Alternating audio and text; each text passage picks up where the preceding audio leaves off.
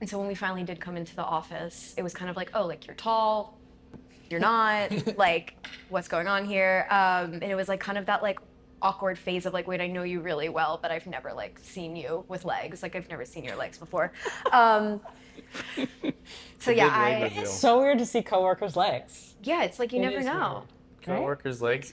Laura just met 2 coworkers for the first time in person. Yeah, that I've worked with for like 4 years. Yeah, so you just How was the leg reveal? leg reveal? How was it? They have great legs. Good.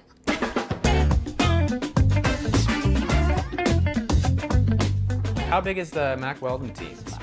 Company-wide, we're around 55 or so. We also have a team that does exclusively the retail in-person stores. We have 2 brick and mortar locations. Oh, really? One in Hudson Yards. So make sure to stop by. I was just there yesterday. We will Did the stop High by Line. and shop. I'm new to New York. This is my first time, so I'm I know. Can you believe that? very naive. What? But that's awesome. What's I would. up? Pizza at 7 different places. Wait. already. Oh my goodness gracious. Okay, where are you from? I'm from Portland, Oregon. Oh wow. Born and raised in California, but right Okay, now I'm welcome in. to the East Coast. Thank you. Yes. Yeah, I'm kind of an East Welcome. Coast. Yeah. So tell us how long you've been at Mack Weldon. Yeah, so my story with Mack Weldon, I think is pretty interesting. So I've been with Mack Weldon since May of 2020. So if everyone remembers what was happening around then, it was a pretty fun time in the world. When I was hired, we were fully remote, fully virtual with like no foreseeable date where we would return to the office. So I didn't meet anybody on my team, which I know saying that now is like not super different from what goes on in like a lot of workplaces. Like a lot of people are fully remote always, but this was still when it was very shocking, and the team I was working with all knew each other from the office. So I didn't meet my manager, anybody for like a year and a half. Yeah. No, just like standing on their own. But yeah, so I've been with Mack Weldon for a little bit over 5 years. My journey here has been, I think, really awesome. We are a over 10-year-old company, around 13 years old. Brian Berger, our co-founder and CEO, was looking to start, you know, a menswear and men's essentials line after just being so sick and tired of going to department stores and being like, there's just so many options and it all feels so sterile and overwhelming. I want something that, you know, the fabric is gonna be trustworthy and it's gonna be so damn comfortable. That's kind of how Mack Weldon was born. It really started with underwear, undershirts, socks, and sweats, and that's honestly still really what we're known for. But back to my journey has been really interesting because I came in as more of just a marketing coordinator. I was the one clicking send, setting everything up, and that is one of the most important jobs you can have at a company, especially that does marketing, because you are on the ground. Yeah. And if you're not vigilant or attentive to detail, you know, you can really mess things up because you are the last person really to see everything that before it goes out the door to your hundreds of thousands of customers. So Yeah. I started there and gradually moved my way up, and now I oversee the retention program. The transition has been really awesome, and I think it's been cool because I've been with the business through a lot of different stages and versions of our marketing, our brand storytelling, our customer base. Are we more retention focused? Are we more growth focused? And I've kind of seen it all, and I feel like I like to consider myself a bit of like a Mack Weldon expert. And I think that can sometimes, you know, taint someone's experience of like, oh, it's not the way it used to be.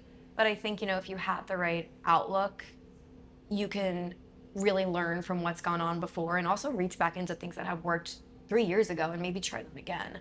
Yeah. Because the customer base is kind of always evolving in a sense. So I think it's an underrated advantage people like you have because, like we were talking about, there is a lot of turnover, especially in marketing, and usually for good reasons. People are, you know, leveling up and going to the next thing in their career. But to have institutional knowledge of a brand and a company over 5 years gives you like such an arsenal of just language and ability to sort of synthesize that, you know, brand and mission. So I'd say that's both rare, like we were talking about, to hit a 5-year mark with a marketing team, and powerful too.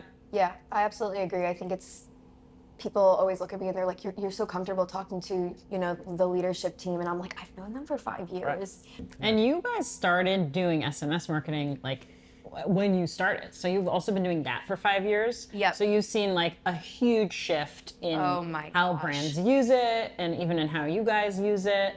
Can you talk a little Absolutely. about how like you started using SMS marketing, what kind of lever that was for you to now how it plays into your overall, I guess, like marketing strategy, especially as we get into BFCM? Yeah, absolutely. So when I started, it was when SMS was like so very new to the marketing space. It was still a question of like, what demographic would use it? Is this a way people want to shop? Is it too invasive? Because you don't really have an option to like not see it when it comes through on your messaging. But when we started, I think it was about building the subscriber list with testing different copy for our pop-ups, enter to win $500 of underwear, or sign up and get our early access. So we were just churning out MMSs 1 to 3 times a week, and that was kind of that. There was no flows, there was no post-purchase experience, there was no CRM experience. I don't know if there were any integrations going on. It was kind of just like, well, we're going to send out a text to who people are subscribed. And I think at that time, that bringing in additional revenue was fantastic because it seemed very low-lipped, and we didn't know, / I don't know if there were the capabilities that there are now, the way to like really leverage SMS as a powerhouse. That was also like the strategy-less environment. Like we didn't even know what a really good SMS marketing strategy was back then, really. I agree. I mean, PostScript. And it performs so well as a channel that even the low-hanging fruit bare basics will still net you crazy return. So I think a lot of brands start out that way, just kind of cloning email. Yeah. And then you graduate, right? Graduate up, and then you start playing around with what life cycle flows. Can we get someone to replenish when it's time for their underwear? How can we tell them about their loyalty experience? That was something that we hadn't done in the first few years. And also, I think a big, word on the like space now is more of like that omni-channel, channel affinity experience of like, okay, does this person need an email and an SMS and maybe be targeted on another channel? Is that cost efficient? Are those multiple touches helping them? Or does this person only care about SMS? They don't need that email to help improve their lift, even if we think of that as like a billboard. Like the email is the awareness, it's kind of all about that like attribution within the world of marketing. But I think that SMS is such a key player, and I think integral to when you do think about omni-channel strategy. And I think, like we were saying back in 2020, I don't know if we thought about that. So No, not at all. The little sister to email. Yeah, really. Email Junior. You mentioned loyalty, and when we were talking before, you were kind of saying like, yeah, I have some great things about loyalty around BFCM, and also like some things that maybe we wouldn't do again. So I'm kind of curious, since the loyalty program is so important for your brand, and how you incorporate that into SMS and how you think about it, or like maybe what you would suggest to brands that do have really strong loyalty programs and how to use that to their advantage over SMS, especially during peak seasons like BFCM. Yeah, absolutely. So I think a few things here. So off the bat, I think injecting loyalty language into as many, not fully transactional, but transactional-esque campaigns as you can, or really wherever you can without making it overkill, is very crucial. I think that there needs to be a divergence between somebody who's a new customer. I think they need to have a separate experience, and as a brand, you do need to decide if, okay, is getting this person to sign up for the loyalty program, or is that language more enticing than showing them the new customer offer? I think that probably may vary for brands, but I think if you're an existing customer, I think that's when leveraging loyalty is extremely important, regardless of what tier they're on, or if they even have enough points to redeem, because I think we really like to look at the loyalty program as just like an evergreen offer, especially as a brand that is a bit sensitive to offers. I think ensuring that you have language that allows you to translate how many points you have into dollars to make it seem very digestible and tangible for the customer is very important. Because if you tell me I have 72 loyalty points, okay, cool. I don't know what that means. Yeah. Is that 72 That in American cents? dollars, yeah. Yeah, what's the translation to that? So I think making sure that you are able to very easily tell your customer when they abandon a product, hey, we're just checking this out. You also have $5 available. Make sure you apply that during checkout. And then they don't really need to like do the math. It's a low barrier to entry. And I think that's really important. So I think whenever you're able to leverage super easy language like that, we really like to use it in our abandonment flows, is kind of what I'm hinting at. I think abandonment flows, I think you can also use it as a reactivation tool. I think if you also like to think about people who haven't interacted with your marketing and haven't in a while, like I think there's a way that you can talk about your loyalty program to someone who's super familiar versus who isn't as familiar. I think that is important. I also am a very big proponent of like what I do is making sure things don't lose their novelty. So I think that's when we can kind of circle to like peak season for, ramping up for Black Friday. I think there's definitely a world where you can overuse leveraging loyalty. Like how many times, if this person has under the threshold, like at some point telling them to spend more just to get some dollars off, like that's gonna lose its effectiveness. And that also might cause an unsubscribe. So I think it's about being strategic about the frequency of mentions of your loyalty program. I think, making sure people don't get bombarded, also having more of like your global suppressions, I think is very important for a brand. But when you are moving into a high peak season like Black Friday and Cyber Monday, I think it's very important to leverage, that early access, first access VIP experience. I think a lot of times that is what is promised to people who are in the highest tier, the second highest tier, and just in the loyalty program overall. I think we all know that usually for loyalty programs, the bottom tier is kind of, everyone's in it, but I still feel like making it special and informing your customer that, if you do move up or you do spend more, you actually do get other opportunities. So VIP experience, I think, like, what does that mean? And an example I want to bring up is something we've done 2 years ago on our Black Friday, Cyber Monday. So our top tier is the black tier. We have blue, silver, and black. So think of them as like the black Amex, the black card. They have spent a lot of money with us annually, and they continue to do so. So we set up a full funnel site experience to essentially give them true early access to our Cyber Monday offer a day before Cyber Monday, while everyone else was still receiving the Black Friday offer. Usually for Mack Weldon, historically, we usually do more of a buy more, save more structure. And sometimes we'll tack on additional markdown items that they can shop and help build their cart. But we allowed the black tier to get not only early access to that Cyber Monday with larger discounts per tier, but they also unlocked an additional tier. So that is something that takes, a lot of engineering work and really making sure you're protecting the experience so that it feels like true special VIP experience. So I'm gonna stop there for a second. Well, I love that tip because as being someone that's in loyalty programs, I've often gotten the like early access, you're a VIP, and then the next day I see that it's like a site-wide offer. Yep. And it kind of dilutes the like brand loyalty a little bit when you're really not getting that truly VIP experience. Yes. And it kind of diminishes it a little. So I think to your point, that's really smart if you can be actually intentional about that VIP experience. Yeah.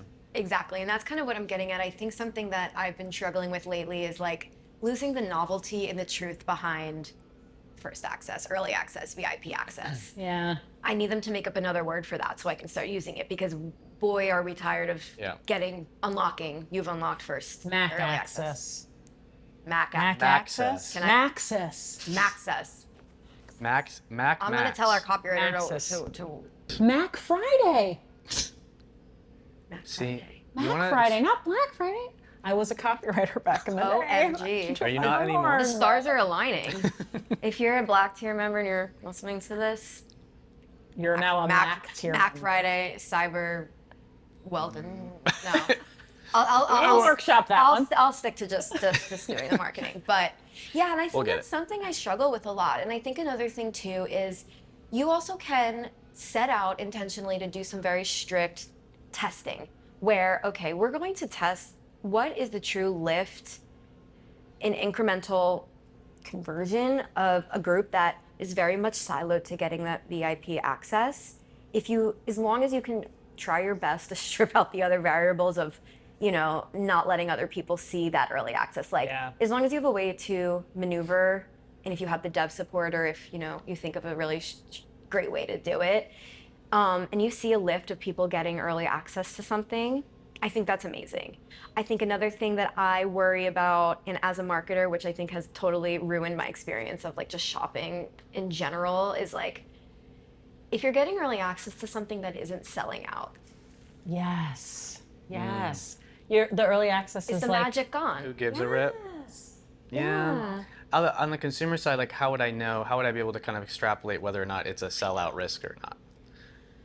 I think that, language is big, but I think if you make sure that it is continued throughout the funnel of making sure it feels like this item is potentially low in stock, or other people are browsing it. I think we've all seen the timers. I think that's a little bit too anxiety inducing. I don't think we would do that.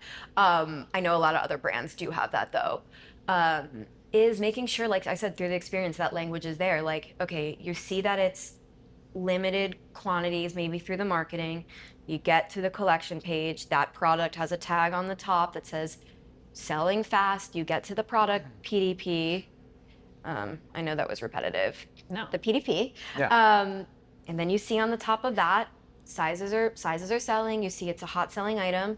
You make sure it's in your cart. You get an abandoned cart message if you don't check out immediately that like, we can only hold your cart for so long. So I think it's just kind of creating that experience and that urgency as best as you can, even if, there's not 1,000%, I don't want to say truth in that, because that's not always the case. I think that just because you do see a full stock range on the customer facing side, like whatever your threshold is on like your Shopify POS, like your threshold may be like, oh, if there's one unit left, like still show this as in stock. So I think there's ways you can play around with that. I think there's ways that you can also, make something not appear, but if something becomes back in stock and you also have a relationship with your customer base where you're letting them know truly when things are low inventory and things come back in stock, I think that also kind of signals like, if things are coming back in stock due to high demand, then things must sell out. So I think it's like kind of trying to like create that feedback loop, but I think that's also a problem I have as a marketer, and I think it's always trying to straddle the line of like thinking that we're the only thing that our customer thinks about, and knowing that's not the case. Not the case. Especially during Black Friday, Cyber Monday. But also trusting that like they pick up on those subtleties. We're all shopping all the time. We have this e-com vocabulary sort of baked in at this point, so you don't have to do the timer. You don't have to crack a whip and make me feel like it's my job to check out in 30 seconds or the world's gonna end. The rupture. If you don't buy our underwear. It's supposed to be yesterday. I know. What happened? I guess everyone checked out. We weren't raptured. I'm getting attacked by like a gnat. So maybe your rapture we got some fruit flies in here. It's really going for my face. All right, well. God, he's never coming back to New York. I have been a little overstimulated, but I'm adapting. That's the baseline. See, that marketing language is just, it's out to play. Everyone's got they always make the memes and the jokes of like, why am I using my like corporate jargon like to my friends? Like, why am I saying like high level and, baseline and like, to summarize like to my friends? I tell my 4-year-old that I've got to circle back. Yeah, you got to circle back. Oh, let's put a pin in it. Sally, I'm going to circle back. It's crazy. I would love to talk about Shopper. Plug away. You're using Shopper? Oh, how did we? Are you stoked about it? Oh, am I? I stalk the conversations every day. Oh, boy. I do too. Here we I run go. the Buckle up, everybody. SMS account. It's so fun to see how it's engaging with people. Oh my goodness, it is. Have you seen some crazy, in a good way, please, conversations? Talk us through some of the conversations. Okay. And while you do that, I'm just going to be clapping randomly as I try to kill this thing. You won't clap for Shopper. It'll Well, our be shopper's applause. name is Matt. Mack or Matt? Matt. Matt from Mack Weldon Matt is. from Mack Weldon. Got it. God, I don't want to give away my secrets, but the longest standing trick in the book for us, and I'm like, if you're a customer, please cover your ears, is Matt from Mack Weldon. Okay. He was a real is probably still a real person. I've never met you. I'm so sorry, Matt L. From our customer service team back before I started, back before, the world was founded. Because, what's Mack Weldon without Emily in it? Just kidding. It was just a persona that we kind of created from a real CX. I think he was the head of CX at one point, and we use it for text-based emails that have no frills to really give our customers early access. It's that voice and it's that person to lean on where it kind of breaks through the noise of a lot of the, more design-based campaigns we send out on email, and also sender name. When you see it coming from a real person, Yeah. the engagement is through the charts, and it's still believable. People still reply and talk to him, and it warms my heart. So being able to carry that over to SMS and having that be a responsive, knowledgeable, human-like, it's very, very human-like, is absolutely unbelievable. It truly is. And I think we love this for so many reasons. One, we already know our customer base responds very well to this type of persona and this type of like one-to-one messaging. Our CX team tickets are down. Mm-hmm. It's amazing. Product recommendations. It's really amazing. And I think the way it kind of is able to kind of comb our site and help out customers when they're responding or replying to our text is amazing. I think it also knows when to escalate. It knows when to like de-escalate things. I've even seen some conversations that go so well, and I don't know if this is like kind of the breaking the fourth wall situation where a customer will be like, "Thank you so much for your help.